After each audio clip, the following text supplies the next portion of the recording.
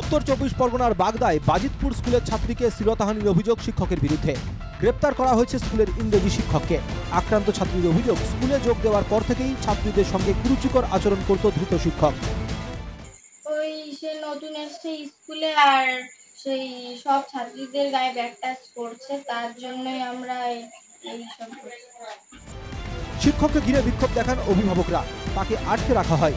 পরে তাকে উদ্ধার করে নিয়ে যায় বাগদা থানার পুলিশ। সেখানে শ্লীলতাহানির অভিযোগ জানায় আক্রান্ত ছাত্রী।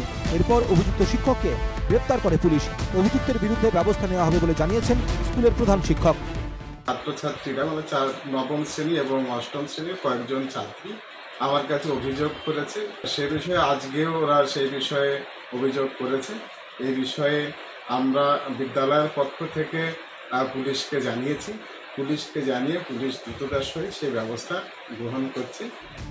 স্কুলের শিক্ষকের বিরুদ্ধে ছাত্রীদের সঙ্গে অভব্য আচরণের অভিযোগ। বিরোধীদের অভিযোগ, টাকার বিনিময়ে অযোগ্যদের স্কুলে চাকরি দিয়েছে তৃণমূল।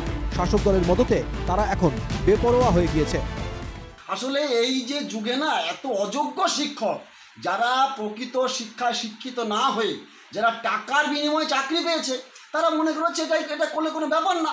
এই তৃণমূল সরকারের আমলে এইরকম কিছু মানুষ তারা পেয়ে নিয়েছে, যেরকম করবো আমরা পার পেয়ে যাবো। সত্যি যদি যে মিডিয়া হচ্ছে বা যে আইনত প্রশাসন আছে, যদি সত্যি উনি অপরাধ করে থাকেন, আমি তো চাইবো কমসে কম দৃষ্টান্তমূলক শাস্তি হোক না। এছাড়া আমার কিছু বলা নেই, কারণ আমি যদি জানতাম বিষয়গুলো, সঠিক প্রমাণ পেতাম, তাহলে হয়তো অনেক কিছু বলতাম। অভিযুক্ত দৃষ্টান্তমূলক শাস্তির দাবিতে সরব স্কুলের পড়ুয়া ও অভিভাবকরা।